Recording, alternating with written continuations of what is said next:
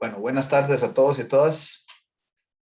Vamos a empezar hoy con, con lo que les decía de hacer nuestra pequeña simulación de cómo funciona el teorema del límite central con el código del paquete R, que por ahí les coloqué ya también en mediación.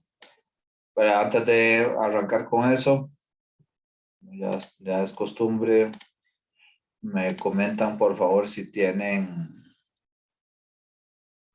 dudas, comentarios sobre lo que hemos hecho hasta el momento. Profe, yo tenía una consulta. Sí. ¿Se podría pasar la hora consulta del lunes para el jueves, como el lunes es feriado? Ah, sí, sí, nada más déjeme confirmar, William, para a ver cómo estamos la próxima semana. Sí, solo que podría hasta las 3:30 yo el jueves. O sea, Ok, como de 2:30 a 3:30 nos podríamos quedar ahí. ok, perfecto. Gracias, profe. Claro, con gusto. ¿Alguna otra pregunta? Ya vayan considerando, por favor, que ya nos vamos acercando, ¿verdad? Al examen. Ahorita no tengo exactamente presente la fecha. Si no me equivoco es de hoy en 15, si alguien la Solo tuviera hasta ahí. cuándo entra la materia. Hasta lo que vamos a ver, si Dios lo permite, de hoy en 8. Pues, de hoy en 15 es el examen. Entonces, por favor, aprovechemos este fin de semana largo. Estoy seguro que todos ustedes van a ser muy bien portados y hacerle caso al ministro de Salud. Entonces, vamos a tener espacio para estudiar y apropiarnos de la materia. ¿Alguna otra pregunta? ¿Comentario?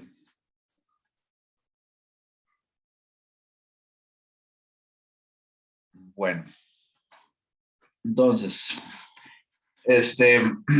les decía entonces que ahí les coloqué el código de R. Voy a empezar a proyectarles para que veamos eso. Vamos a ver. Por acá está este que se llama código simulación, teorema del límite central. Así se llama, de hecho, el mismo documentito este. Es como el entorno de RStudio que les decía, ¿verdad? Que es un tanto no, mucho más amigable que el propio de R. Y hay todavía dentro de esto, dentro de estas plataformas, versiones y variantes de esto que son todavía un poco más amigables. Entonces, aquí para que nos vayamos ubicando, tal vez un poco esto es como un documento, la intención de este tipo de documento, que es ese punto RMD, del formato de archivo, pues lo que me sirve es para correr código, para hacer análisis y de una vez ir redactando en los espacios que están en blanco. Por ejemplo, aquí se indica el título. Aquí evidentemente no hay ninguna preocupación por estética en este caso, pero yo podría redactarlo de una forma en que después cuando ya lo ejecuto todo, se me publique como un HTML que sea, pues sí, publicable, ¿verdad? Y atractivo para un lector externo. Entonces, para que No, vieras que sepan. yo corrí el código antes y me tira un error, bueno, me tira varios errores. Dice que tiene que ver con una variable de longitud 0, pero no entendí que era eso. Ok, si quieren ahí vamos corriendo paso por paso a ver qué. Entonces, estos son los pedacitos, lo que llaman los chunks, ¿verdad? Los pedacitos de código que uno va corriendo como para tenerlo más ordenado por partes. Inclusive aquí se pueden poner comentarios, ¿verdad? Entonces vamos a ir corriendo esto paso a paso como para que nos vaya haciendo sentido. Aquí primero le pedimos que cargue lo que es el paquete propiamente para poder publicarlo finalmente a un tipo HTML. Y ya después viene el código propiamente de lo que vamos a hacer. Entonces, este primer pedazo, digamos, de la línea 10 hasta la 21, que es donde, bueno, 23, que es donde se cierra acá. Lo primero es, como dice acá, es que vamos vamos a generar una simulación, muestras aquí aleatorias, y para que esas sean las mismas para todos nosotros, vamos a definir que llamamos una semilla, un arranque igual para todos, ¿verdad? Entonces vamos a hacer ese set seed en 1648, por poner un número. Y lo que hacemos seguido, después de haber definido ese arranque aleatorio para las muestras aleatorias, creamos un vector vacío, por eso dice null ahí, para poder después en ese es como un repositorio, si quieren, un mini repositorio donde vamos a almacenar después las medias de las muestras aleatorias que vamos a obtener. Ese es este comando aquí, le estamos diciendo que este objeto, digamos CLT, es ese vector de nulos, y luego el tamaño, vamos a decirle n, aquí es igual a 40, ese es el tamaño de muestra que vamos a obtener. Y luego establecemos el parámetro. Recuerden que en la distribución exponencial, como les decía la clase pasada, el parámetro que define la forma de esa distribución es el lambda, o zeta en algunos casos, ¿verdad? Esto es cuestión ya como de convención de qué valor en cuanto a simbología se le asigna. Pero aquí vamos a trabajar entonces con un 0,2. Entonces usamos para esta simulación ese parámetro. Entonces, vean que aquí lo que decimos es como literalmente sabemos cuál es el valor de zeta, ¿verdad? O sea, o de lambda, que es nuestro parámetro en este caso, que es 0,2. O sea, estamos inventando la población, ¿verdad? Haciendo así como una obra divina, digamos. Entonces, vamos a calcular una función para calcular la media aritmética de muestras de tamaño 40 con 1000 repeticiones. O sea, vamos a generar 1000 muestras aleatorias de una población cuyo parámetro es 0,2, y lo que vamos a pedirle es que rellene este vector que creamos acá, que era nulo, que lo rellene con las medias, esto es lo que dice aquí, las medias de esta Rx que dice aquí es de una random exponential, o sea, genéreme una muestra aleatoria de una distribución exponencial con parámetros n, o sea, esa muestra de tamaño 40 cada una, y tomando como parámetro poblacional, para generar esas muestras, el valor de lambda que ya dijimos que es 0,2. Entonces, aquí arriba, si ustedes se van aquí, para los que lo tienen ahí instalado y lo están tratando de trabajar, aquí tienen el comando de run current chunk, ¿verdad? O sea, para correr el código que está incluido en este pedacito que está resaltado en color gris. Entonces debería generarnos eso. Entonces, bueno, por el momento, aquí no vemos más que, o sea, ahí por el momento no nos ha dicho ningún error ni ningún problema. Entonces, damos por hecho que se rellenó un vector de este CLT, ¿verdad? Este existe ya con las instrucciones que le dimos. O sea, va a contener las medias de 1000 muestras de tamaño 40 cada una de esta distribución aleatoria de forma exponencial. Entonces, lo que tenemos que imaginarnos, o sea, la gracia del ejercicio aquí es que en realidad, en la práctica, cuando hablamos de esta simulación, es que en la práctica nosotros no sabemos que el lambda es 0,2. Lo que estamos haciendo es tomando una muestra, tomando varias muestras de esa población para estimar lambda. Entonces, la media teórica, por ahí vamos. Entonces, la media teórica de esta distribución, o sea, el valor esperado, se calcula como 1 entre lambda, ¿verdad? Como lo inverso de lambda, que en este caso sería 5. La desviación estándar teórica sería 1 entre lambda entre la raíz de n. Para encontrar la varianza elevamos al cuadrado la desviación estándar y el resultado es 0,625. Eso se almacena en las siguientes variables. Entonces aquí lo que le decimos es exactamente así. El valor esperado, ¿verdad? La media teórica, 1 entre lambda, y la desviación estándar teórica también, 1 entre lambda entre la raíz de n. Esto es siguiendo lo que sabemos que es el comportamiento de los estimadores aquí, ¿verdad? Entonces, vamos a pedirle eso. Por el momento igual está simplemente calculando estos valores, ¿verdad? No le hemos pedido que nos lo muestre. Sabemos que eso es lo que va a almacenar, ¿verdad? Porque es 1 entre lambda, y lambda aquí arriba lo definimos como 0,2. Y bueno, lo de la desviación estándar como les comenté. Luego vamos a calcular la media real de la distribución de las 1000 muestras de tamaño 40. O sea, ahora vamos a tomar nuestras muestras, ¿verdad? Para poder estimar lambda. Y si lo comparamos con la media teórica, podemos ver la convergencia a la media teórica y la forma de distribución, que es simétrica. Y esto es importante. Esto que dice acá es la forma empírica de comprobar el teorema de límite central, si se fijan, ¿verdad?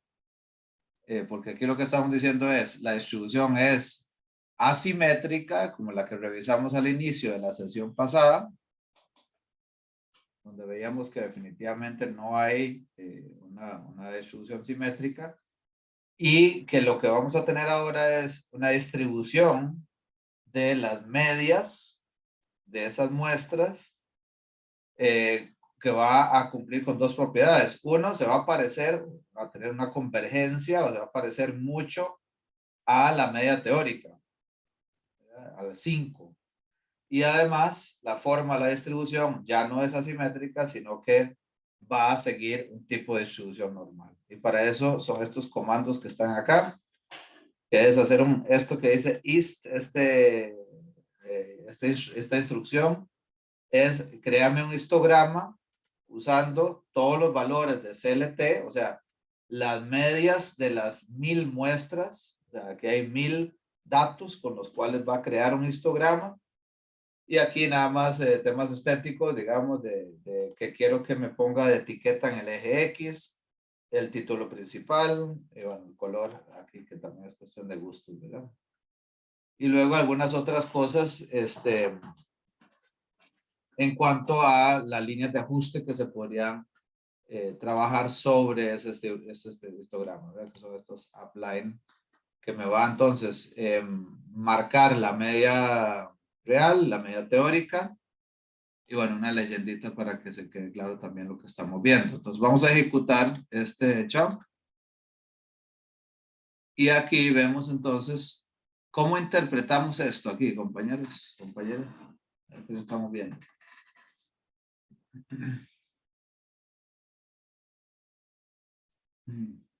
Supongamos que estamos hablando de tiempos, de nuevo tiempos en que se producen los famosos circuitos estos que hablamos la vez pasada. Significa que al final la teórica terminó sumamente parecida a la real que sacamos con las líneas verticales. Exacto, perfecto. ¿Y las barras? ¿Qué interpretaríamos? ¿Sigue distribución exponencial o qué? O sea, ¿cómo se interpretaría esto? Y que se parece demasiado a una campana. Va convergiendo a la campana. Exacto, entonces vean, o sea, si me dicen porfa si de lo que están comentando me parece que le está quedando claro lo que está pasando, ¿verdad? Partimos de una distribución asimétrica y aquí efectivamente se ve cómo se comporta ya la distribución de las medias, ¿verdad? Ojo que aquí dice sample mean, ¿verdad? No es tiempos de producción de cada circuito, ¿verdad? Entonces, para ver formalmente el tipo de distribución, podemos hacer una distribución de frecuencias y dibujar la densidad de esta distribución muestral. Ambas son de forma campana. Entonces, para esto hacemos esto. que tenemos por acá. Voy a correr ese para que lo vean. Entonces, este es el histograma con un poquito más desagregado para poder, digamos, tener más puntos de referencia para hacer un plot, hacer graficar la densidad, ¿verdad? Que se ajusta mejor a estos datos. Y aquí vemos que ya queda como cada vez más claro el tipo de ajuste que podría tener. Ajuste, cuando digo ajuste, estoy hablando de convergencia, ¿verdad? ¿Qué tipo de distribución converge? Ahora, aquí estamos haciendo una inspección visual simplemente, ¿verdad? No estamos, digamos, haciendo algún tipo de prueba de lo que llaman bondad de ajuste más formalita, ¿verdad? Entonces, para eso, aquí podemos comprobar cuál es la media de este vector, porque ahí visualmente dijimos que están muy parecidas. Esperaríamos que la media que le estamos pidiendo aquí y la varianza se parezca mucho a los valores teóricos. Pues aquí me dice, ¿verdad? No es 5, es 5,03. Y eso se parece un poco a lo del gráfico que les mostraba la vez pasada, ¿verdad? Como cuando hablábamos de lanzar aquella moneda en el pretil, ¿verdad? 1000 veces también.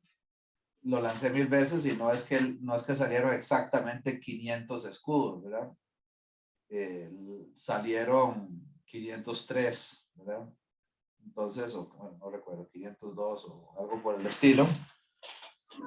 Entonces, en convergencia decimos que hay un error del tamaño epsilon, ¿verdad? Y ese está acá.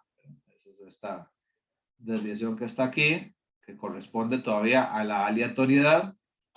Es asintótico, ¿verdad? A cero, esa convergencia o esa consistencia del estimador. Y la varianza, dijimos que debería dar como 0, ¿cuánto dijimos? Perdón. 0,625, si no recuerdo mal. Esa sí está un poco diferente a lo que teóricamente da, pero sí el ajuste es bastante bueno a lo que teóricamente debería dar.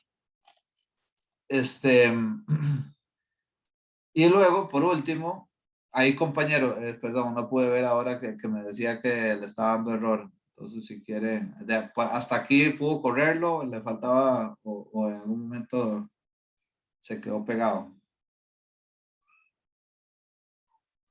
No, pero si me corre todo, solo que tira error, pero vieras que es rarísimo porque tiras del inicio error, pero corre todo. Ah, bueno. ¿Quién sabe? Entonces, está de mal humor entonces ahí, pero igual lo hace. Sí, esto no, esa es la desventaja de estos paquetes open source, ¿verdad? Que no son tan, ¿cómo se llama? Tan blindados, ¿verdad? Como pueden ser los paquetes comerciales, ¿verdad? Un SPSS o SAS o inclusive Views que ustedes suelen utilizar bastante, si no me equivoco. Tienen ese tipo de cosillas que pasan, pero tiene otras ventajas, además de ser gratuitos, ¿verdad? Tal vez ahorita no vienen tanto al caso. Bueno, lo último que les iba a decir es, entonces aquí ya uno dice, bueno, pues sí, digamos, si yo no conociera la población, que de hecho en la práctica no la conozco, esto es un escenario de simulación, entonces es artificial que yo conozca el parámetro con el que valga la redundancia, se parametrizaron esas muestras. En la realidad no las conozco en la práctica, entonces aquí estaría yo estimando el valor poblacional con la muestra que tengo. Y la tranquilidad que me da esto es que efectivamente no solo lo dice el señor Mendenhall desde un punto de vista teórico, ¿verdad? O aquí Alexander en sus materiales, sino que empíricamente puedo ver, pues sí, o sea, si se muestra un comportamiento convergente. En cuanto a la escala, ¿verdad? O sea, y a la posición, ¿verdad? O sea, ¿dónde está el tipo de, perdón, la variabilidad y la posición de la distribución? En cuanto a la forma, que es lo último, ¿verdad? Para entender el ajuste de manera intuitiva, podemos calcular la probabilidad de obtener un valor mayor al máximo de la distribución generada, ¿verdad? O sea, aquí podemos decir cuál es el valor máximo de estas muestras aleatorias, de esas medias, y decir que, a ver, si yo puedo calcular una distribución, una probabilidad con base en la distribución normal de ese valor máximo debería darme, si realmente es normal, debería darme muy cercana a cero. Entonces, la probabilidad es prácticamente cero, por lo que sí deberíamos poder asumir que se deja modelar bien con la distribución normal. Este es este comando que corremos acá, lo ven aquí, ¿verdad? 2 por 10 a la menos 6. Por ende, es bastante razonable suponer que este ajuste que tenemos aquí sí es muy similar a una distribución normal. Es decir, con eso ¿Podemos probamos. recapitular lo que hicimos? Claro, por supuesto. O sea, Sí. primero usted tiene unos datos y usted piensa que eso se distribuye de forma exponencial, ¿verdad? Eso es como al inicio.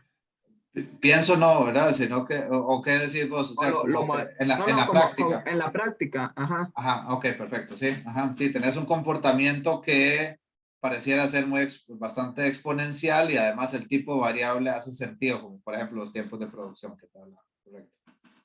Entonces, uno, digamos, como investigador o como lo que sea, como especialista, uno llega y dice, bueno, vamos a modelarlo de forma exponencial y lo primero que hace es sacar las probabilidades empíricas, ¿verdad? Correcto, sí, nada más que ese es el último paso, ¿verdad? Esas probabilidades empíricas es esto que te mostraba aquí ahorita. O sea, Ah, lo que ok. lo que vos haces en la práctica es tomar las muestras, ¿verdad? O sea, vos puedes hacer esto, o tomás una, vamos a ver, esto es un ejercicio muy de teoría estadística, ¿verdad? ¿Por qué te digo eso? Porque normalmente no tenés recursos para decir voy a sacar 1000 muestras, ¿verdad? Tendría que ser un escenario como muy, vamos a ver, ya sea académico o en la práctica, digamos, bueno, a mí me consta, por ejemplo, en Intel que sí gastan recursos en hacer muestras bien sólidas y varias repeticiones de muestras, pero 1000 estaría un poco complicado. Pero sí, o sea, en la práctica lo que haces es tomar las muestras y ver cómo se distribuye. Que es este ejercicio que tenemos acá. ¿Qué no tenés en la práctica? Por supuesto, la línea roja vertical, ¿verdad? Lo que tenés es una media de las muestras, la línea verde. Pero tiene la línea roja, según, digamos, si usted dice que es exponencial, uno ya conoce el lambda, el factor lambda, o ese factor lambda no se conoce. Solo Es se que conoce el de la muestra. solo se conoce el de la muestra y vos suponés un valor lambda. Ah, ok. ¿Verdad? Gracias. Claro, y ese es todo el tema, que he dicho que estás preguntando todo eso, porque lo que quiero justamente probar es qué tan, lo que estás haciendo aquí en este paso, para recapitular como vos decías, en este paso es llegar a tener una noción bastante fuerte de cuánto puede ser lambda. Ve que si yo no hubiera sabido, yo no conozco este paso, que este es artificial, el de la generación de las muestras aleatorias. Sino que estoy tomando, perdón, de generación de la población esta, con el 0,2, esa es artificial. Digamos que esa población existe tal cual y yo estoy tomando muestras. En el momento en que llego acá, ya yo tengo una noción, bueno, pareciera que el valor de lambda anda muy cerca de 0,2. Eso es lo que estoy estimando. Pero el ejercicio como tal, lo que quería mostrarles sobre todo acá es que, no sé cómo llamarlo, digamos, pero como tener esa tranquilidad, si quieren, digamos, esa es la palabra correcta, de que efectivamente puede ser que me cueste mucho modelar la densidad de X, o sea, los tiempos de producción, pero puedo modelar muy bien con distribuciones normales el comportamiento de posibles medias de muestras de X, o sea, medias de lotes de producción de estos circuitos en el caso de Intel. Y sigo hablando de Intel, perdón, usted podría decir, porque este carajo sigue hablando de Intel y si no, cuando vamos a trabajar Profe, nosotros una con Intel. consulta. Sí. Eso es tan diferente, es que, bueno, yo en cursillo de Machine Learning habían como hecho un grupo, una lista de entrenamiento y otra que era como con la base de datos. Es como más o menos lo mismo, como hacer una regresión lineal, tal vez.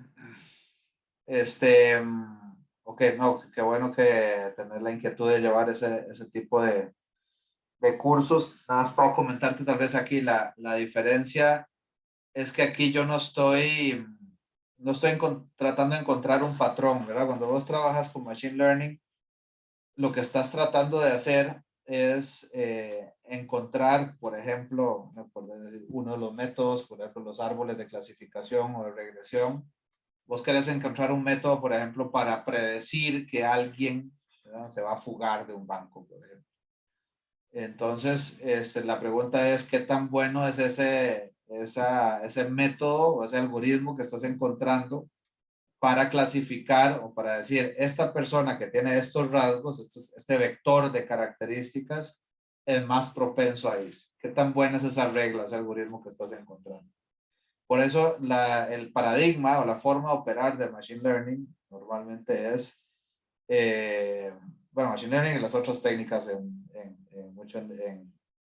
¿cómo se llama? En minería de datos, es el tomar una muestra aleatoria de tu muestra, o sea, estás segmentando tu muestra, dividiéndola en una parte que es intuitivamente, por eso se llama, ¿verdad?, la de aprendizaje, ¿verdad?, el learning sample, en la que vos creas tu algoritmo. Dices, ok, con estos datos, los individuos más propensos a irse son tales.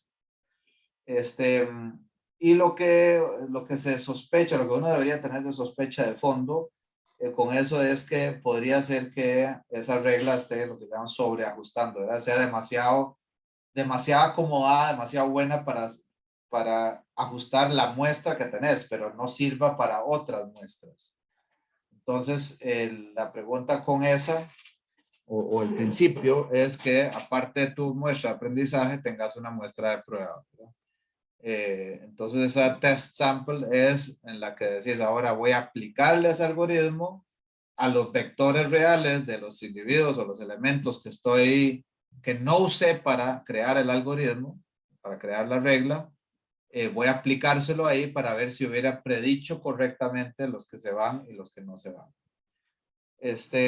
Pero ves que aquí en realidad yo no estoy ni dividiendo la muestra ni nada por el estilo, sino que lo que estoy intentando hacer aquí es simplemente estimar el valor el valor poblacional. Es un ejercicio más sencillo en ese sentido, si querés. Es nada más asegurarme que la forma en que estoy tratando de estimar lambda, en este caso, a través de mi media de diferentes muestras, tiene un comportamiento consistente y que me garantiza que con tamaños de muestras suficientemente grandes debería tener una estimación puntual bastante razonable. Y por eso nos apalancamos de todo lo que está de fondo aquí, de la forma de calcular esos estimadores, el tipo de distribución que siguen, que aquí acabamos de probar que es normal, y las implicaciones que tiene eso, ¿verdad?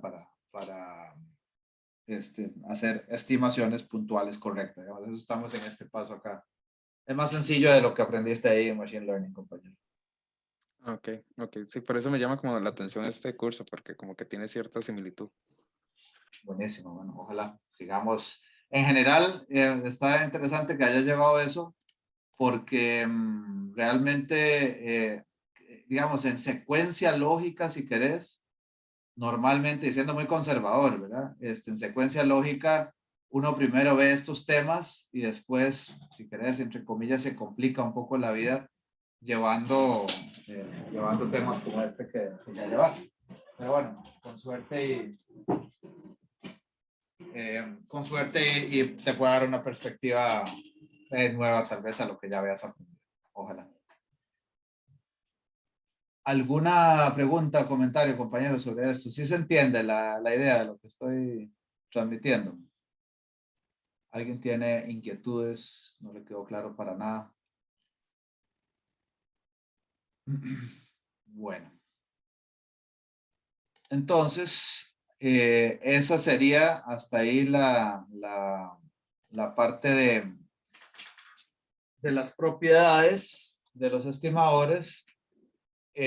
O sea, ven que aquí como que nos fuimos un poco al revés, ¿verdad? Nos fuimos un poco al revés en el sentido de que uno pensaría que primero tengo un estimador, o sea, voy a encontrar un estimador, y luego inspecciona a ver qué tan bueno es, ¿verdad? Qué tan bueno es en el sentido de las 4 propiedades que vimos, nada más recapitulando un momento. Debería ser asertivo, debería ser eficiente, debería ser consistente en la medida en que crezca el tamaño de muestra y también debería ser suficiente. Eso es lo que quisiéramos que suceda. Pero no hemos hablado de cómo, de dónde salen esos estimadores, ¿verdad? O sea, cómo llegamos a tener esos estimadores. Entonces vamos a hablar exactamente de eso en este momento. Vamos a hablar entonces hoy de métodos para encontrar estimadores.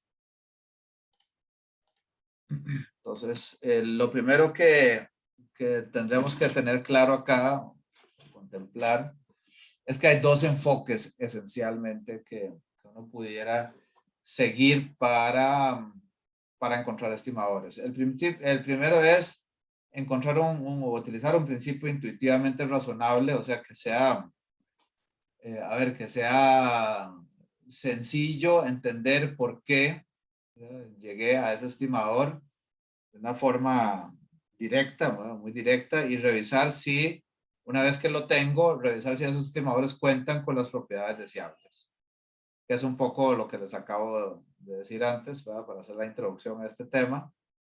Y el segundo enfoque, perdón, no, déjenme revisar si estoy grabando. Sí. El segundo enfoque es construir el estimador de tal forma que cuente con las propiedades. O sea, puede ser que la forma en ese segundo enfoque no sea tan directa, tan intuitiva, pero tenga la ventaja de que yo no tenga que ir a revisar después si cuenta con las propiedades, sino que esa forma de obtenerlo ya me la proporciona, digamos, me garantiza que se esté cumpliendo. Entonces, hay el primero, del que vamos a hablar, de hecho, este es como del primer enfoque, es el método de momentos. Entonces, aquí vamos a partir de nuestra famosa muestra aleatoria, x1, x2 hasta xn, de una función de densidad, f de x, que tiene 2 parámetros, de cita 1 y cita 2. El método consiste en igualar los primeros momentos poblacionales a los muestrales. Entonces, lo que decimos es μ'U'1, entonces con respecto al origen, el primer momento poblacional es igual al primer momento muestral. Y el segundo momento poblacional sería igual al segundo momento muestral. Ejemplo, si la densidad de esa que comentamos, f de x de cita 1 y cita 2, es normal, y este cita 1 y cita 2 son mu y sigma cuadrado, entonces las ecuaciones correspondientes al método de momento son las siguientes. La primera nos diría que el primer momento muestral es igual a mu, y ese sería igual al primer momento muestral, que es igual a su vez a x barra. ¿Ok?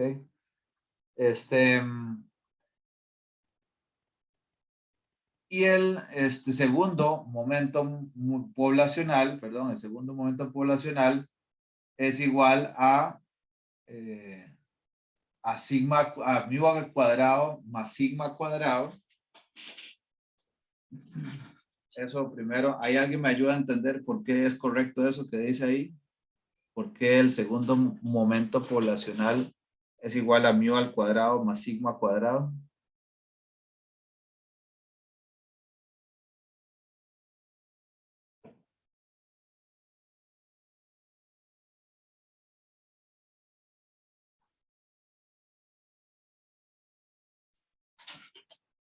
O tal vez partamos primero por definición, ¿qué sería el segundo momento poblacional? La varianza. No, por definición, ¿cómo definimos ese momento poblacional?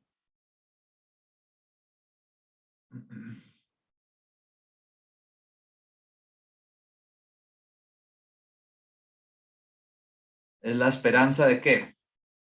O sea, que era lo que, como nos decía, ¿No era la esperanza de la variable aleatoria al cuadrado? así es, exacto. O sea, ¿se acuerdan que decíamos que mu prima r, ¿verdad? El tema de los momentos era, mu prima r es esperanza x a la r, ¿verdad? Pues en este caso, esperanza x al cuadrado, exacto. Entonces ahora sí hace sentido que ahí diga mu al cuadrado más sigma al cuadrado.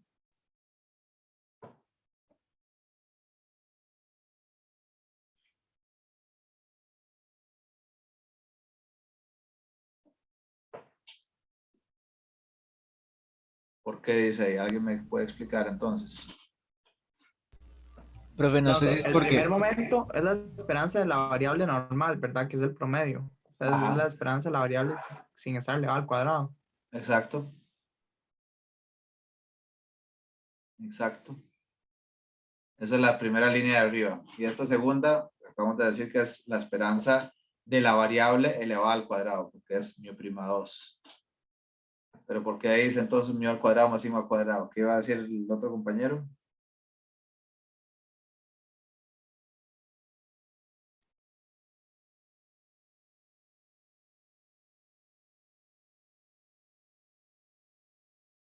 ¿Cómo era la definición de la varianza? Pero el segundo, o sea, el segundo momento, no creo que me confundí, pero profe, es que creo que era como que, o sea, yo tengo ahí como la misma fórmula, solo que ahora todos los X van como elevados a la 2, ¿no? Por ser el segundo momento. ¿A qué te refieres con que todos los X están elevados a los 2? Perdón. O sea que, vamos a ver, voy, para ver si no, si no me pasa lo mismo que Efraín. Eh, o sea que dentro de la sumatoria de la fórmula del momento muestral, al ser el segundo momento muestral, entonces el valor de R es 2, ¿no?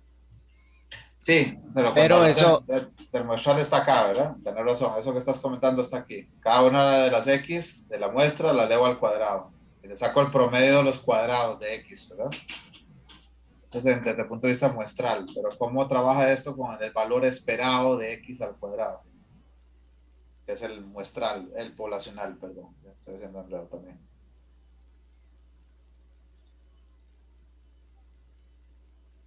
¿Cómo está definida la varianza? Sigma cuadrado es igual a ¿qué?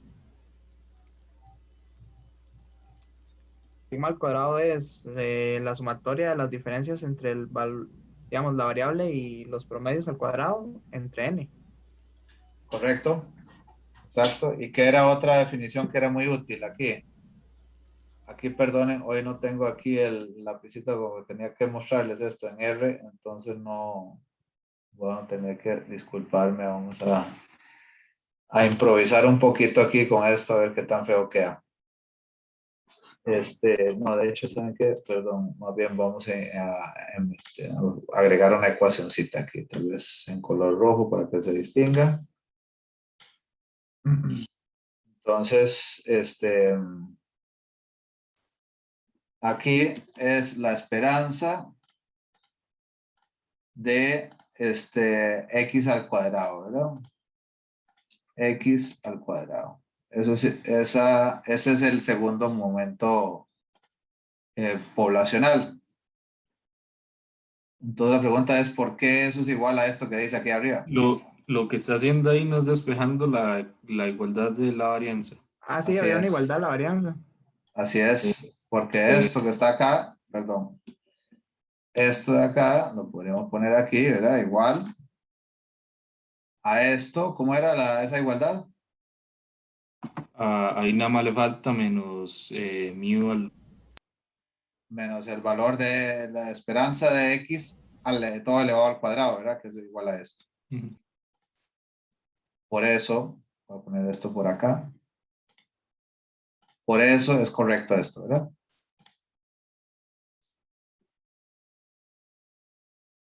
Ok. Entonces, Profe, una pregunta. sí. ¿En el examen pueden venir preguntas de demostrar o es solo responder, digamos, resolver ejercicios? No son tan comunes, sin embargo, no los descarto, digamos. Eso de demostrar tampoco es que me va a poner tan exquisito, ¿verdad? para que sean cosas muy complejas y muy diferentes a lo que hemos hecho en clase. En la práctica, y tal vez aprovecho aquí el comentario en cuanto a la dinámica de los exámenes, en lo que son temas prácticos,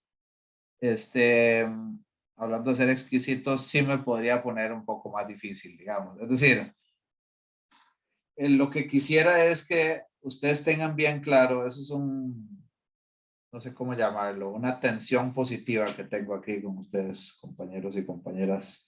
No la he tenido con ustedes, por supuesto, que no hemos tenido la oportunidad, pero sí, ya llevo varios semestres en las que nos terminamos peleando un poquito, porque el reclamo es, mira, es que ese ejercicio no se parecía a lo que hicimos con la práctica, ¿verdad?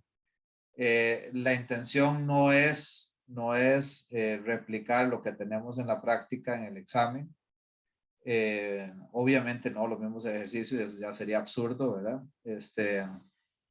Pero tampoco ni cambiándole los datos, ni cambiando nada más un poquito las circunstancias, sino que lo que estamos aprendiendo, y vean que, ¿por qué hacemos eso, verdad? Porque yo he escuchado ya comentarios suficientes también, y recuerdo también de cuando yo estaba sentado en la silla de ustedes, la gente alegando pues, que no se parece, ¿verdad? Y por eso yo me enredé y no entendí a qué se refería, etcétera.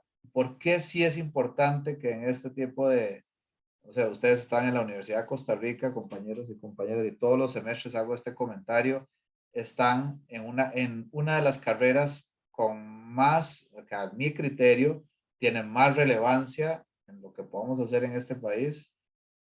O sea, si hay gente que tiene que tener una versatilidad y una claridad de cómo llevarse las cosas a la práctica y cómo resolver problemas complejos, son ustedes. Ustedes tienen la bendición y no sé cómo llamarle también, y la tal vez dura realidad del día a día, digamos, de estudiar esta gran carrera. Y toca entonces, o sea, toca, parte de las cosas es tener que asumir cómo resuelvo temas que no están exactamente dados en la práctica, ¿verdad? O sea, tengo que entender qué me llevo a esa práctica de la teoría para poder resolver problemas que no he visto hasta el momento. Entonces, y también bajo cierta presión de tiempo. Entonces, nada más para aprovechar aquí el pequeño comercial sobre temas de exámenes, no esperemos que la práctica sea exactamente igual. Puede ser que sean problemas no tan fáciles de resolver, prácticos, ¿verdad? Aplicados. En la parte de demostrar y de teoremas y temas de estos, si es que entran, no se va a poner tan exquisito. Bueno, entonces les decía que X barra es el estimador de momentos de mu. O sea, ¿por qué decimos eso? Porque mu efectivamente es igual a X barra aquí. Pero aquí todavía no tengo un estimador de sigma cuadrado o de sigma. Lo tengo que despejar de alguna forma acá, ¿no? Entonces, vean que lo que estamos haciendo acá es diciendo que el estimador de sigma, ¿verdad? Por decir que quiero un estimador de la desviación estándar, el zeta2, ¿verdad? El segundo parámetro, lo tomaría despejándolo de acá, ¿verdad? Entonces estoy a esta sumatoria de x y al cuadrado entre n, esto que tengo acá, le resto mu al cuadrado, y ese mu al cuadrado termina siendo también un mu techito, ¿verdad? Porque pues tengo que trabajar con la muestra, no tengo mu. Y ese mu techito es x barra, entonces menos x barra al cuadrado. Y eso es equivalente a esto que está acá, que es la definición de la desviación estándar muestral, ¿verdad? Voy a volver a proyectar acá. Entonces, zeta tilde, ¿verdad? Perdón, sigma tilde es el estimador de momentos de sigma. La pregunta es, ¿cuentan con las propiedades? Vean que con este enfoque o este paradigma de encontrar el estimador, no nos garantiza directamente que cuenten con las propiedades, sino que era como la forma más directa de obtener estimadores de nuestros dos parámetros zeta 1 y zeta 2, o sea, mu y sigma o sigma cuadrado. Entonces aparece otro, otro método, otra forma de estimar, de llegar a esos estimadores, que por cierto, nos permite introducir también otro concepto que todavía nos faltaría también de conversar, si no me equivoco, la próxima semana, el jueves. Recuerden o tomen en cuenta que por el momento no hemos hablado de cómo probamos suficiencia, ¿verdad? En los estimadores. O sea, hablamos de consistencia la vez pasada sobre todo, inclusive hablamos de eficiencia desde un punto de vista asintótico, pero no habíamos retomado suficiencia. Entonces, la suficiencia la vamos a hablar, pero necesitamos como tener todo muy claro, presente, a qué se refiere este concepto de verosimilitud. Entonces, este es el método de máxima verosimilitud. Ese concepto ese que te digo, la verosimilitud, o lo que en inglés se conoce en likelihood, ¿verdad? Es un clásico de la estadística, ¿verdad? Es un concepto muy estadístico. La parte de la función de máxima verosimilitud, aquí, ¿cómo definimos eso? Sea x1 hasta xn, una muestra aleatoria de f de x, de una población con densidad f de x con parámetros zeta, donde zeta puede ser perfectamente un vector, ¿verdad? De parámetros. No es un valor único, aquí debía haber puesto en negrita para denotar eso mejor, pero sí es un vector zeta 1, zeta 2 hasta zeta k. La función de verosimilitud es la densidad conjunta de esa muestra, de esa muestra aleatoria, ¿verdad? Entonces, aquí lo que quisiera, tal vez, antes de seguir aquí con esta parte del método propiamente, es asegurarnos del concepto de máxima verosimilitud.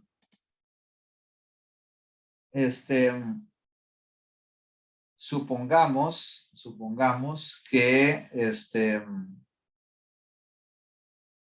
bueno, de nuevo, la misma pregunta que les hacía la vez pasada en cuanto a la pregunta elemental esta famosa de los juegos de azar. ¿Cuánto es la pregunta? Sí.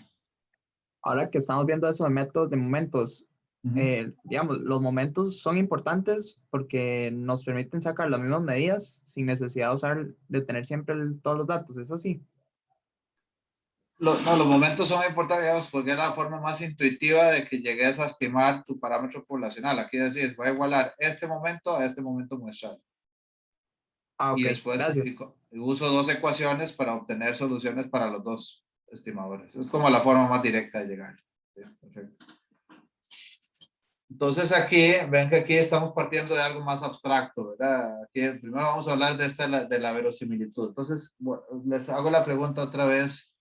¿Cuál es la probabilidad de, vamos a cambiarle un poco, vamos a hablar de la moneda tal vez. ¿Cuál es la probabilidad de observar un 3 en el lanzamiento de un dado?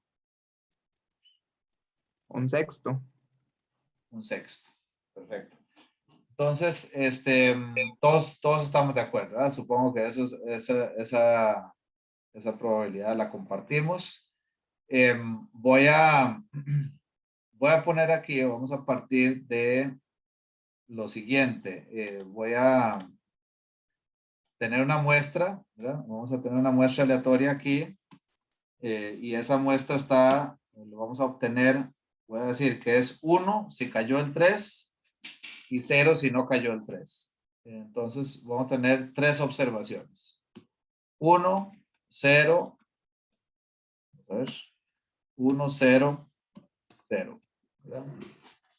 Esta es, o sea, en la primera cayó un 3, en la segunda no cayó un 3, en la tercera no cayó un 3. 3 lanzamientos del dado.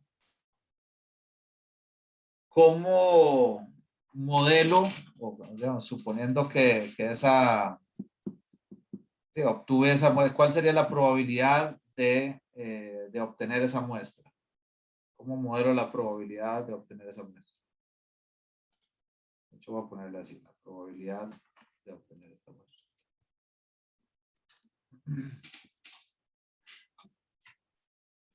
¿Qué opinan?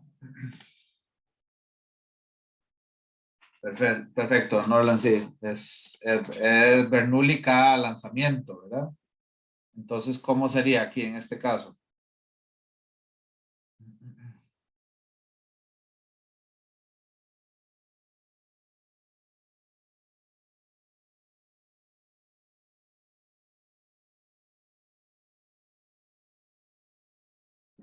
¿Cómo calculo la probabilidad de observar? Profe, no era la probabilidad de éxitos elevada al número de éxitos por lo que faltaba, digamos, por la probabilidad, por el complemento, que era no tener éxito elevado a la 1 menos X, que donde X era el éxito. Perfecto, de acuerdo. Así es, exactamente. Entonces vamos a ver. Nada más que no es 1 menos X, bueno, sí es 1 menos X en el Bernoulli, ¿verdad? Bueno, de hecho hagamos eso, para ser estrictos, que vos decís. Sí. Entonces, para el primer experimento sería un sexto, ¿verdad? Perdón, aquí tendría que poner, aquí tengan paciencia hoy, un sexto, más ordenado, vamos a ver.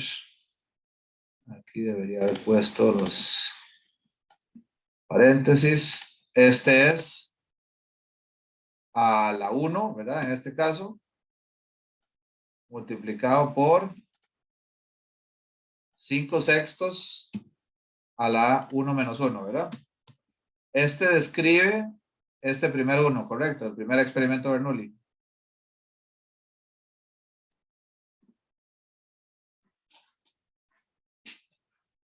¿Estamos de acuerdo? Pero al final todo eso daría un sexto. Todo esto daría un sexto. Entonces, ¿estarían de acuerdo en simplificar esto mejor así? Me dejo un sexto nada más. Vamos a ver. Un sexto. Complicado con esto de los controles. Un sexto. Okay.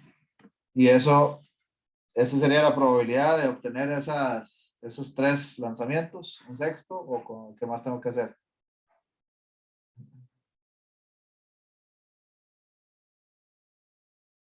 ¿Qué opinan? Debería multiplicar aquí, ¿verdad? Pero tendría que multiplicarlo por la probabilidad de que no salga y por la probabilidad de que no salga de nuevo. Digamos, la probabilidad de que no salga al cuadrado. Exacto. Bueno, aquí digamos, va a ser un poquito más caballo carretonero. Vamos a hacer esto por 5. Por 5 sextos. Y por 5 sextos. Ok. ¿Y eso sería igual a qué?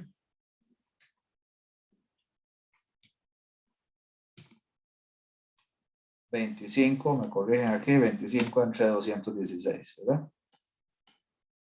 25 entre 216. Sí, usamos la calculadora.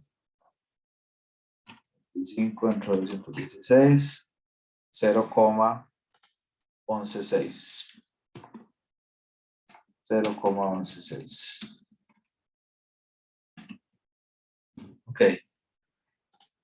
¿Qué es lo que representa esta probabilidad en el fondo, compañeros? O sea, bueno, ¿cómo se interpreta directamente, tal vez?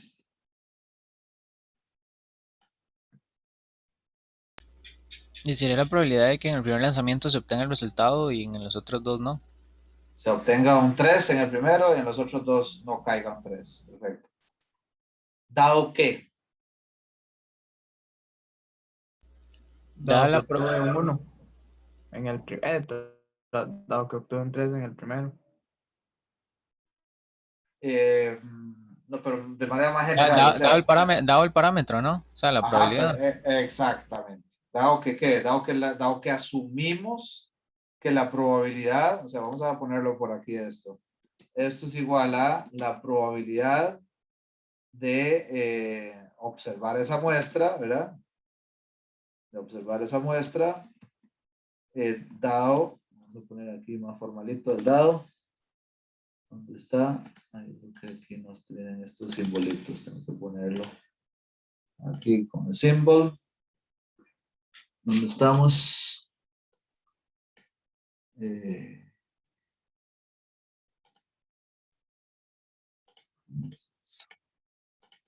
Profe, ya lo pasó. Estaba más arriba. Vamos arriba. Sí, estaba por los corchetes. Estaba entre dos corchetes. Este, Un decís. poquito más abajo. No, estaba un poquito más abajo.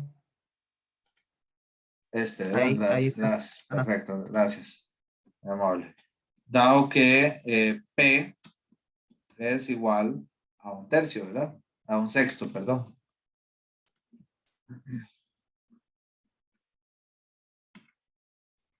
Entonces aquí me brinqué algo yo. Dado que P es igual a un sexto. ¿Ustedes creerían, ¿verdad? Que haya un P que nos dé mayor probabilidad de que esto suceda? Sí, o sea, la pregunta más sencilla, ¿será realmente que es un sexto si de 3 lanzamientos uno salió 3? Seguramente hay un valor de P que nos daría una probabilidad de esto más alta, ¿verdad? Entonces, no quiero aquí empezar a simular que otros valores podrían darnos mejor. Lo que quiero transmitir con esto es que a eso nos referimos con verosimilitud. ¿Qué tan verosímil, qué tan parecido a la realidad será este supuesto que estoy haciendo? Cuando yo calculo esta probabilidad, lo que estoy poniendo a prueba es este supuesto. ¿Verdad? Entonces, por eso es que aquí se dice, vea que lo que dice aquí es la densidad conjunta. La densidad conjunta de esta muestra es esto, suponiendo lanzamientos independientes de los dados, ¿verdad? Entonces, por eso es que ahí dice, la función de verosimilitud va a ser esa probabilidad conjunta de observar X1, X2, en este caso X3, ¿verdad?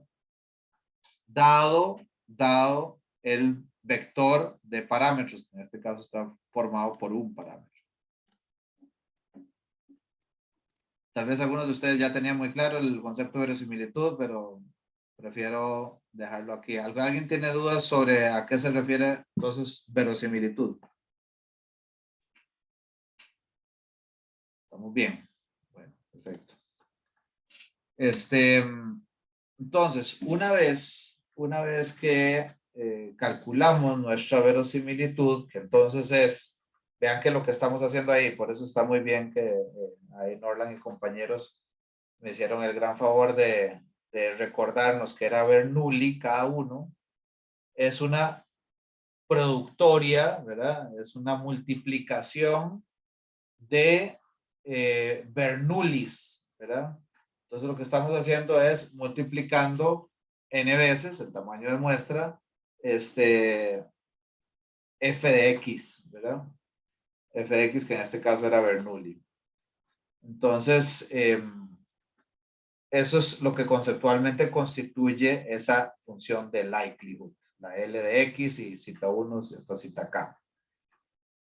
Entonces, el método máximo de verosimilitud sería los estimadores máximos verosímiles, vamos a los valores cita 1 techito, cita 2 techito, hasta cita K techito, o sea, los estimadores que corresponden a nuestro vector de parámetros maximizan la función de verosimilitud. Y por eso es importante esto que les decía ahorita, que si habrá un valor de P que yo pueda suponer que me da una mayor probabilidad de observar esa muestra en concreto que acabo de ver, o sea, cómo maximizo la probabilidad de observar esa muestra dado un parámetro supuesto. Entonces lo que estoy buscando con estos estimadores o la forma de calcular esos estimadores es justamente llegar a maximizar la función de verosimilitud. Entonces, aquí nos podríamos imaginar, ¿verdad? Eso no lo vamos a hacer ahorita, pero uno podría jugar con esto y ver en qué valor de P, pues de P, valga la redundancia, el valor de parámetro de esta función de Bernoulli, tendría yo la mayor probabilidad posible de observar esa muestra. Uno podría imaginarse hacer como un grafiquito, ¿verdad? Ahí para ver en qué momento se maximiza, dado que observé esa muestra. Pero lo que matemáticamente aquí, digamos, elegantemente encontraríamos es justamente la forma de calcular esos estimadores de tal forma que se maximiza la función, y eso se llaman estimaciones máximo verosímiles de cita 1, cita 2 hasta cita k.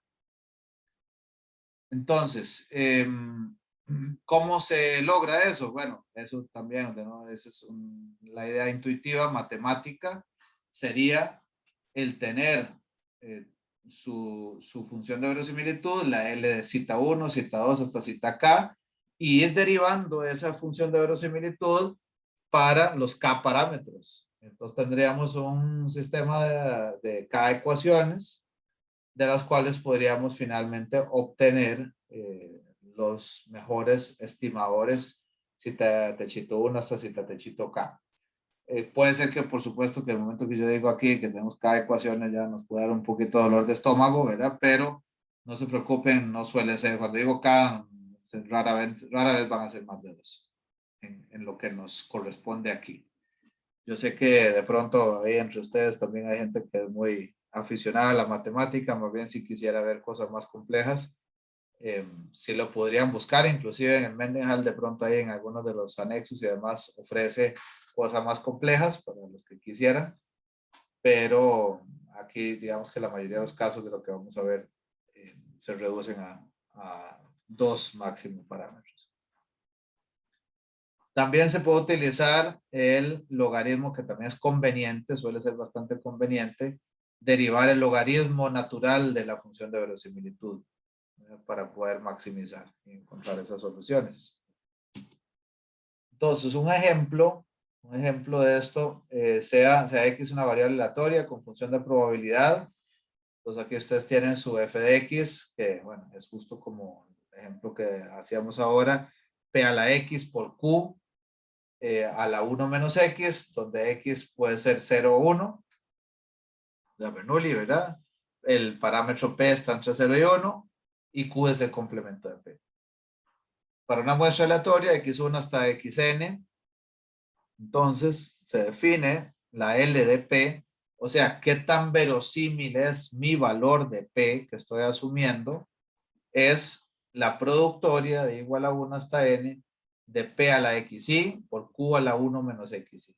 Y lo bueno, en esta sesión que estamos haciendo acá es que eso es exactamente lo que ahora el compañero nos decía que deberíamos estar haciendo, ¿verdad? Cuando dijimos 1/6 a la 1 por 5/6 a la 1 menos 1 si fuera x igual a 1, o 1 menos 0 si x fuera 0. Entonces ya espero que esté bastante clara la idea acá. Ahora, eso nos lleva entonces, desarrollado, a que tendríamos P a la sumatoria de xy por Q a la n menos sumatoria de xy. Ven que en el caso de lo que el ejemplito se demuestra de tamaño 3 que hicimos ahora, 3 lanzamientos, ahí nos quedaba P a la 1 por Q a la 3 menos 1, ¿verdad? O sea, Q a la 2, 1/6 por 5/6 a la 2. Sería un ejemplo de esta regla general. Y de esta la L, ¿verdad? Esta es la función de verosimilitud, como hablamos antes. Y ahora, en lugar de irme empíricamente ahí en R, por ejemplo, empezar a graficar, a ver en qué valor de P se maximiza esta probabilidad conjunta, esta verosimilitud, pues mejor me voy de una forma elegante a obtenerlos derivando de esta función, ¿verdad? O derivando el logaritmo natural de esa función.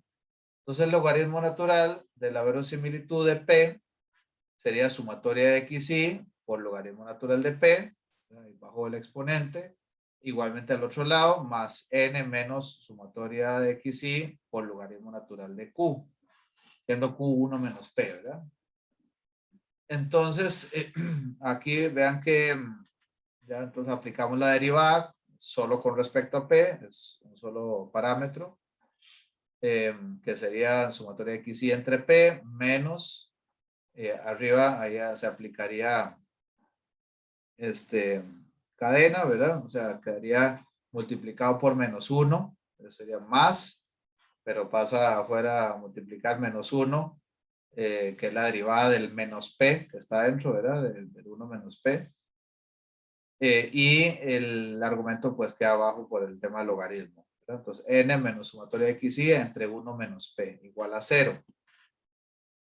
Llevamos todo a un mismo denominador, quedaría sumatoria de xy por 1 menos p por n menos sumatoria de xy entre p por 1 menos p. Sí. No entiendo el paso de la primera derivada, o sea, ahí nada dependía de P.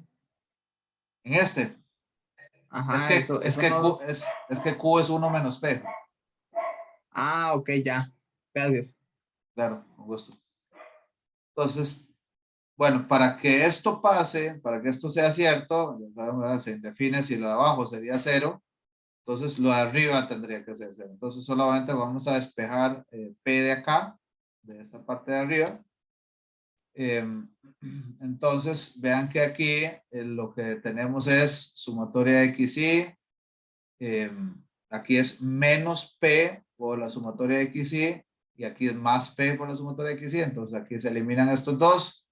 Sumatoria de xy igual a np, ¿verdad? Bueno, aquí está. Y de ahí obtenemos que el p techito, ¿verdad? Despejando p, que ahí se conformaría o se constituiría en p techito, es sumatoria de xy entre n. O sea, es ni más ni menos que el promedio, la media aritmética de esa muestra, ¿verdad? Y esa muestra está conformada por unos y ceros, ¿verdad? Siendo Bernoulli. Entonces, ese sería nuestro estimador máximo verosímil. ¿Qué ventaja tiene? Que sabemos, por la forma en que lo obtuvimos, que es directamente, eso se lo puedo decir acá, es insesgado y también en la mayoría de los casos suele ser eficiente. Entonces eso pues es una ventaja desde el punto de vista de cómo lo obtuvimos.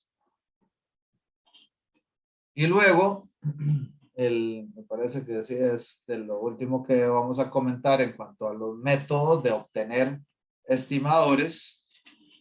Y este es particularmente relevante para este curso, de nuevo siendo una antesala de econometría.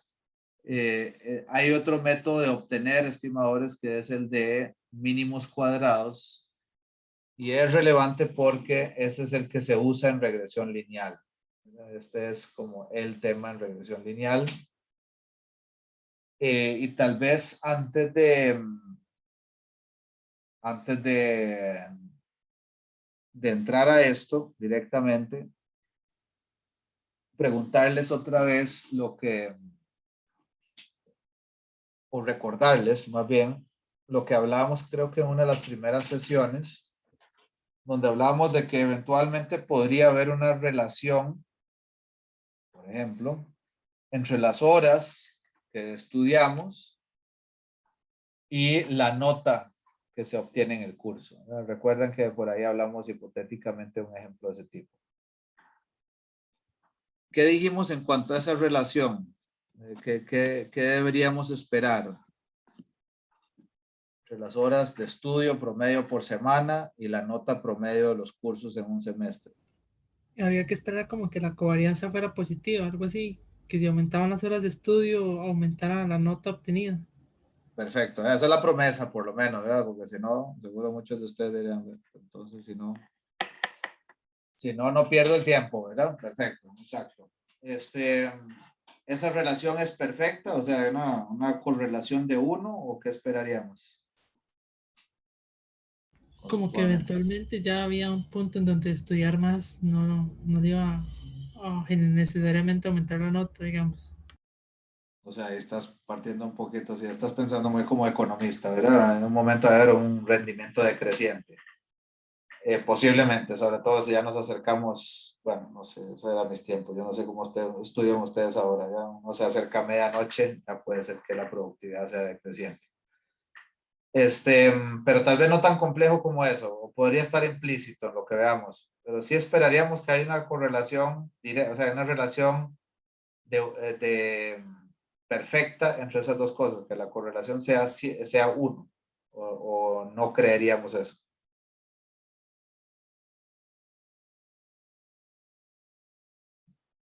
¿Qué opinan? Y en Entonces, un yo creo caso, que en un caso práctico, creo que sería muy difícil que fuera de uno, porque siempre hay factores externos ahí que no toman en cuenta. como que, por ejemplo, Eh, no sé, quizá una situación familiar o tal vez el ambiente en general para estudiar en la casa o alguna cuestión así que puede afectar negativamente el rendimiento de tiempo que usted le está dedicando a eso, ¿verdad? No sé, por dar un ejemplo. excelente. Y eso que acabas de decir se traduce en algo que uno, aquí, disculpen que no, como les decía, ya graficar eso me va a quedar más difícil, aquí a tipo pizarra, pero imaginémonos eso concretamente, eso que acabas de decir, como el hecho de que, por ejemplo, o sea, vamos a seguir hipotéticamente, a vos te sucedió, tocamos madera, ojalá que no, pero te sucedió algo sí que familiarmente te complicó el contexto, la situación. Estudiaste lo mismo que otra persona que obtuvo una mejor nota, ¿verdad? En promedio.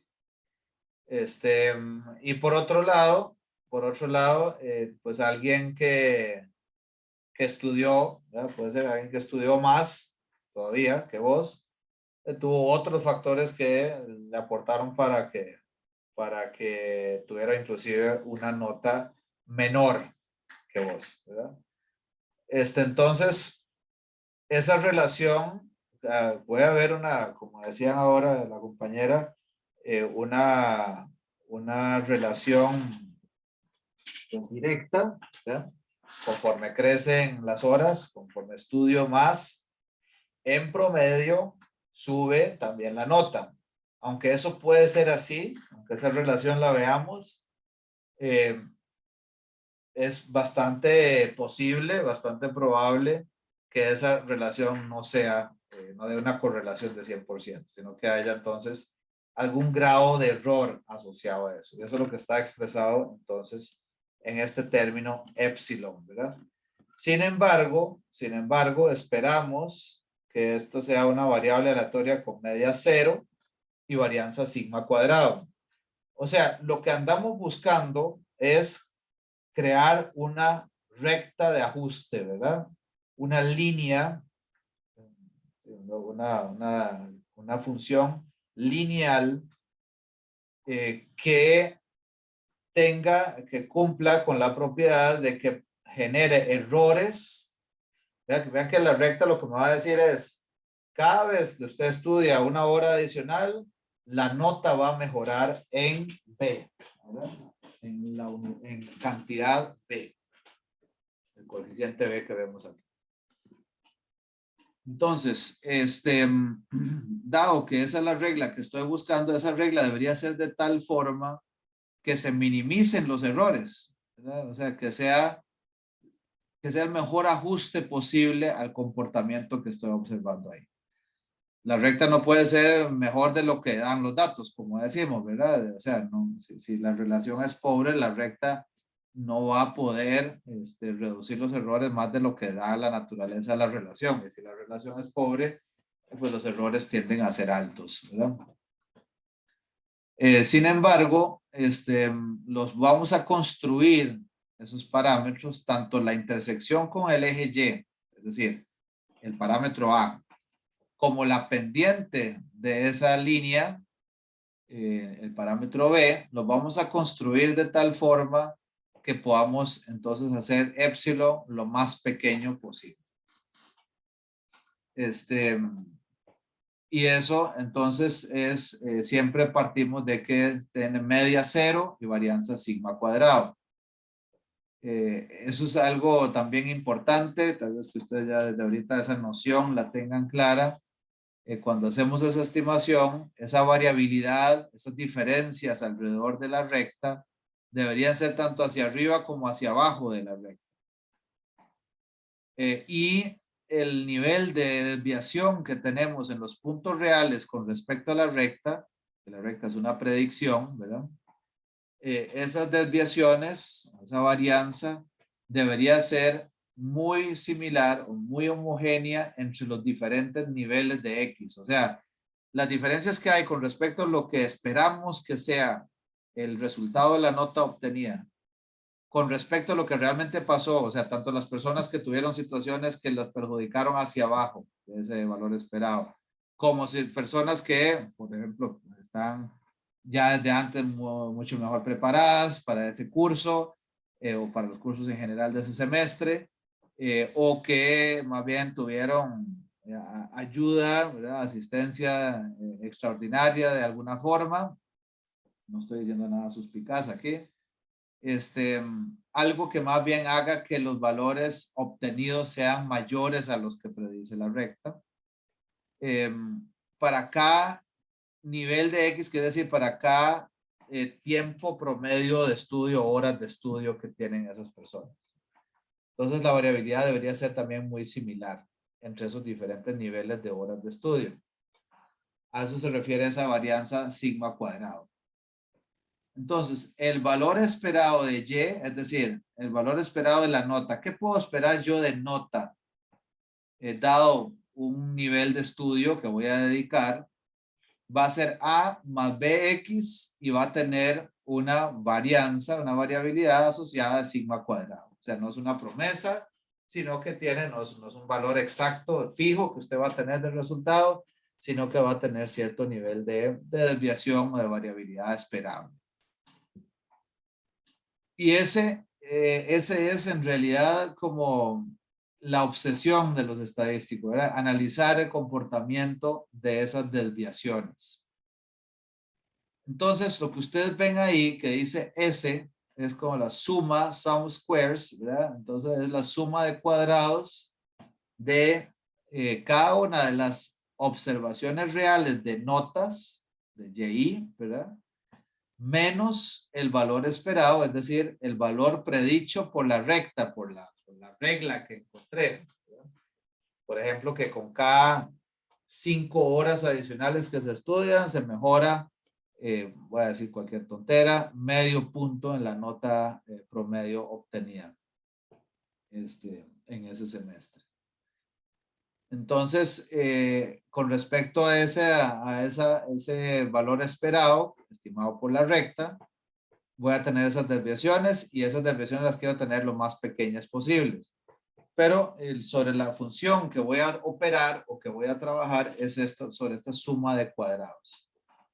Por eso se llama el método así, es el de mínimos cuadrados. ¿Cómo hago que esas diferencias cuadráticas sean lo más pequeñas posibles? O sea, ¿cómo hago que la recta sea lo mejor posible? Mi función sea lo mejor posible. Entonces, eso es igual a Y menos el valor esperado de Y. Acabamos de decir que es A menos BXY al cuadrado. Y sobre esta voy a derivar. ¿Verdad? ¿Derivar para qué? ¿Ven que lo que estoy haciendo es encontrando los valores de A y después de B que hacen que esa suma cuadrado sea mínima. Entonces voy a derivar S, la suma de cuadrados, con respecto a A. Entonces vean que igual aquí voy a tener menos la derivada de lo de adentro, ¿verdad? Lo que me lleva al menos 1 para afuera con respecto a A. Y bajo el cuadrado de la suma de cuadrados. Entonces menos 2 por el argumento de adentro, Y menos A menos BXY, entonces igual a 0. Y para que eso sea igual a 0, lo de adentro del paréntesis tendría que ser igual a 0. O sea, de ahí podría despejar y decir que menos sumatoria Y, perdón, sería igual a N veces A, que sería distribuyendo la sumatoria, ¿verdad? NA más B por la sumatoria de XY. Entonces, esa es la ecuación que obtenemos de la derivada de A. Y la derivada de B, similar, ¿verdad? Nada más que aquí, pues por cadena también la derivada de menos BXY sería menos XY, Y eso lo podemos igual pues, distribuir la X ahí, o sea, Y, XY, y pasar los términos que sí tienen que ver con los parámetros al otro lado. A por la sumatoria de XY, más B por la sumatoria de XY al cuadrado. O sea que ahí quedaron XY por XY, ¿verdad? Y entonces, de estas dos ecuaciones, de esta ecuación que acabamos de obtener, derivando con respecto a B y la derivada con respecto a A, se obtienen estas soluciones que para desarrollar y llegar a esto, demostrar que llegamos a esto, duraríamos una sesión y media por lo menos, ¿verdad? Desarrollando pizarritas aquí para llegar a eso. A los que tengan la inquietud y no lo quieran creer, los invito por favor a que lo revisen, a que lo googleen. La solución de los estimadores de mínimos cuadrados es pura aritmética, ¿verdad? Lo que se está aplicando para llegar a esto, pero entonces el estimador de A, o sea, la mejor forma de obtener el mejor corte con el eje Y es Y barra menos B X barra. Pero bueno, para eso necesita la estimación de B. Y el B estimado, el B techito, es la sumatoria de igual a 1 hasta N de XY menos la media de X por Y menos la media de Y todo eso dividido entre las sumas de cuadrados de X con respecto a su media. Estos son los estimadores sin sesgados de varianza mínima de A y B. ¿A qué se nos parece eso que tenemos como estimador de B? El B techito.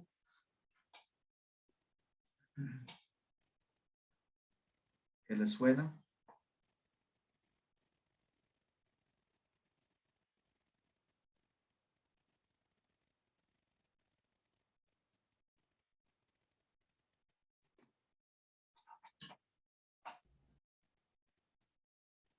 ¿A qué se les parece eso?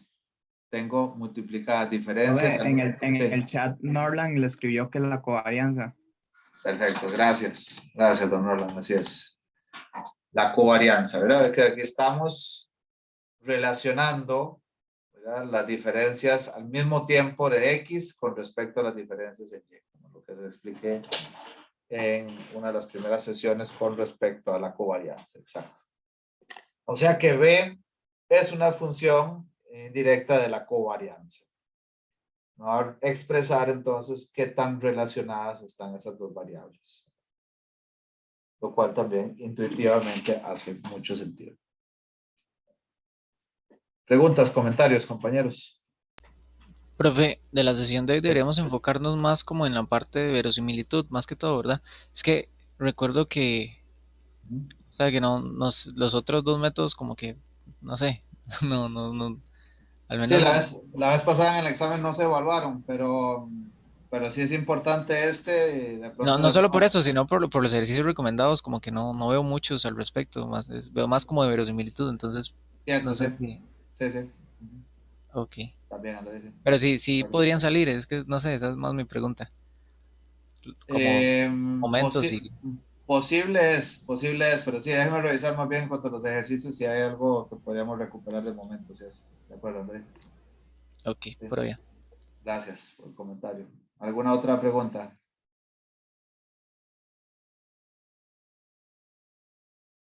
Bueno. Ok, entonces, bueno, recuerden que, bueno, no creo que tenga que recordarles, por si acaso, el lunes no tendríamos sesión, es el Día del Trabajador, y sería de hoy en 8 que nos volvemos a ver, que sería ya para cerrar la materia para ese primer parcial. Entonces, sí, por eso también relevante lo que preguntaban de la consulta. Entonces, prepárense, por favor, para dudas para esa sesión. Tendríamos igual el lunes siguiente, ¿verdad? Para dudas, sobre todo, y para hacer una práctica de examen. Y pues ahí quedo pendiente también si tienen preguntas o comentarios. Que estén muy bien, buen fin de semana y estamos hablando.